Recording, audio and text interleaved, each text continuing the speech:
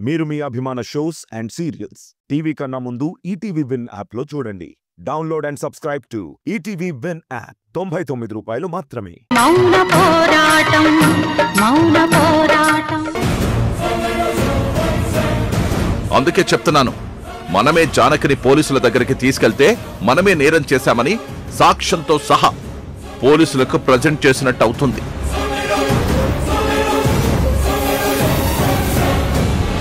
అలా కాకుండా జానకిని అడ్డం పెట్టుకుంటే ఎక్కడ జానకి చస్తుందో అన్న భయంతో దుర్గ మన గుప్పిట్లో ఉంటుంది. అప్పుడు దుర్గని మనకి నచ్చినట్టు టార్చర్ చేయొచ్చు. చెప్పరా, ఏం చేద్దాం? దుర్గని అరెస్ట్ చేద్దామా, టార్చర్ పెడదామా? నాకు రెండోది ఓకే. నాకు అదే ఓకే. అదేరా. అంటే ఆ దుర్గని అరెస్టు? అయ్యో, చేయిద్దామమ్మా. ఆ దుర్గని తప్పకుండా అరెస్ట్ చేయిద్దాం.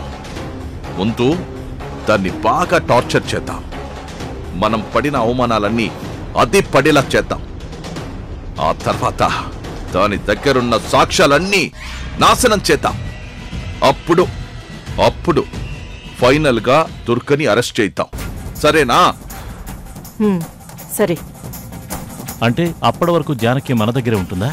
ఉండాలి, తప్పదు. అయితే మనం కొంచెం జాగ్రత్తగా ఉండాలి. దుర్గకు కొంచెం టైం ఇస్తేనే డేంజర్. ఇంకా అన్ని రోజులంటే ఖచ్చితంగా జానకి తప్పించుకోవడానికి ట్రై చేస్తుంది. ఆ దుర్గ ట్రై చేస్తే ఈ రాజశేఖర్ ఊరుకుంటాడా? చూస్తూ సైలెంట్ గా ఉంటాడా? ఏం చేస్తావురా?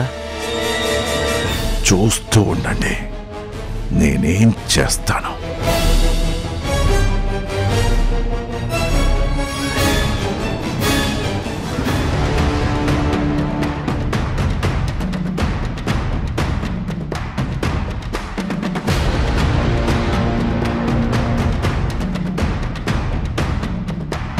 ఏంటి, ఎక్కడికి వెళ్తున్నావు?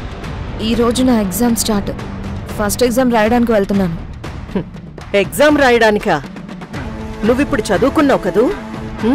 ఓకే, బాగా చదువుతావా? మొన్న ఎగ్జామ్స్ లో 9.8 వచ్చింది. అబ్బా, 9.8! టాపర్ అన్నమాట. సరే, వెళ్ళు. ఆగో.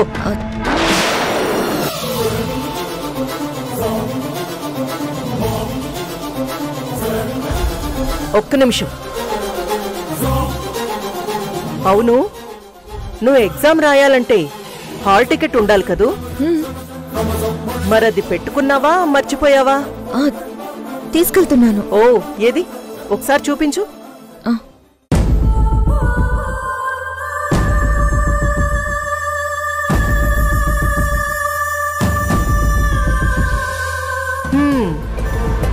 నీకిప్పుడిది ఊపిరి లాంటిది కదూ?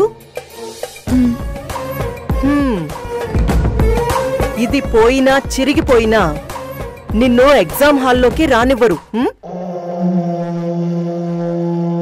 కదా?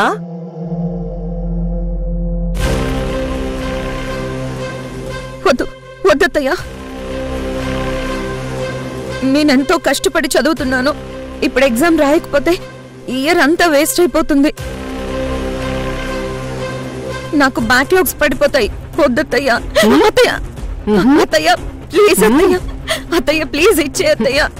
అత్తయ్య నీకు దండం పెడతాను. అత్తయ్య అత్తయ్య ప్లీజ్ అత్తయ్య. అత్తయ్య ప్లీజ్ అత్తయ్య, వద్దు. నేను చదువుకొని చాలా పెద్ద స్థాయికి వెళ్ళాలని నా కోరిక. హాల్ టికెట్ ఇచ్చే అత్తయ్య.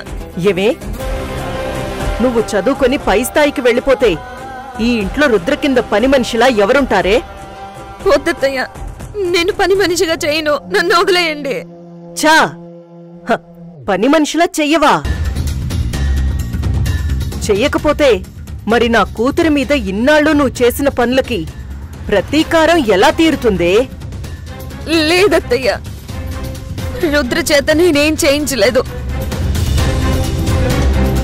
నా చేతే రుద్ర చాలా దారుణమైన పనులు చేయించుకుంది. నా కూతురు చేయిస్తుంది, అది యువరాణి. నువ్వు పని మనిషివి. తను నీతో పనులు చేయిస్తే నువ్వు తనతో చేయిస్తావా? అంత బలుపా నీకు? ఏది ఇప్పుడు చూపించవే బలుపు. ఇప్పుడు చూపించు. అత్తయ్య ప్లీజ్. విశాలాక్షి,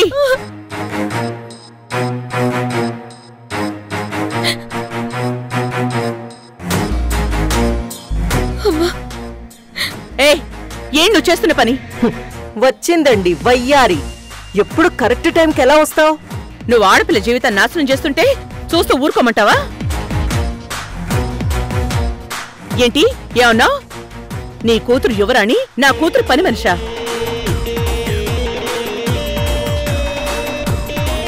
ఎలా అయింది నీ కూతురు యువరాణి? మీ అమ్మ మోసం చేసి మావయ్యని పెళ్లి చేసుకుంటే అయింది.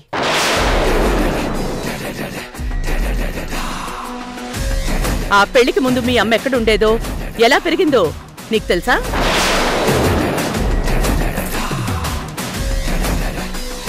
మావయ్య అత్తయ్య క్లైమేట్ కారులో వెళ్తుంటే రోడ్డు పక్కన గుడిసెలో ఉండే జనాలకి దాన ధర్మాలు చేసేవారట.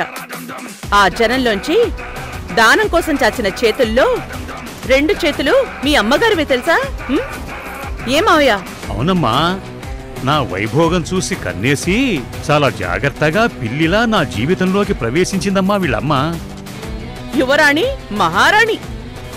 చూడు విశాలాక్షి, మీ అమ్మ ఏం చేసినా నువ్వేం చేసినా రుద్రని మాత్రం జానకి గాని నేను గాని ఎప్పుడూ ఈ ఇంటి ఆడపిల్లనే అనుకున్నావు. నువ్వు నడిచిన దారిలో కాకుండా మంచి దారిలో నడవాలని కోరుకున్నావు. సౌందర్య జీవితంతో పాటు రుద్ర కూడా సంతోషంగా ఉండాలని ఆశపడ్డావు. నీకులాగా తన జీవితం బాగుపడాలని, ఒకరి జీవితం నాశనం అయిపోవాలని ఎప్పుడు కోరుకోలేదు. హాల్ టికెట్ ఇవ్వు.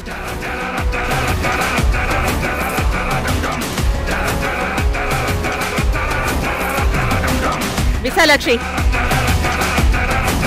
సౌందర్యకి ఎలాంటి కష్టం వచ్చినా నేను చూస్తూ ఊరుకోననేసి నీకు బాగా తెలుసు. మర్యాదగా హాల్ టికెట్ ఇచ్చేసాయి. అయ్యో, ఈ రాజశేఖర్ ఎక్కడికి పోయాడు? ఇవ్వు.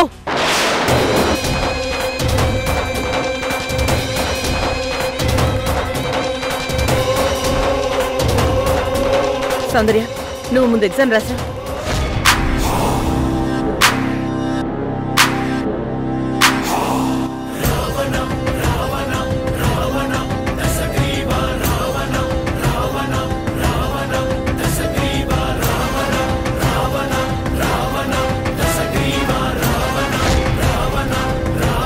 అమ్మయ్యా, వచ్చేశాడు.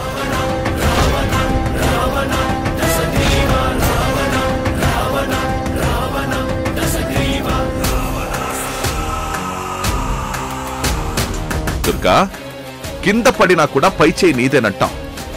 ఇదే నీలో నాకు నచ్చింది. నో నో నో, ఇచ్చే. హాల్ టికెట్ తిరిగి ఇచ్చేసే. రే ఫ్రెండు, నువ్వు మాట్లాడకరా. మజా ఏంటో చూడు. నువ్విచ్చేయమ్మా. సిస్టర్, ఇచ్చే.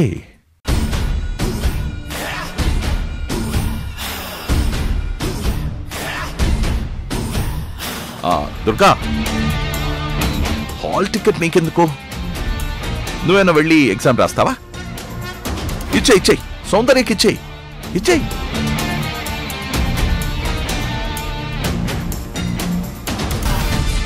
సౌందర్య,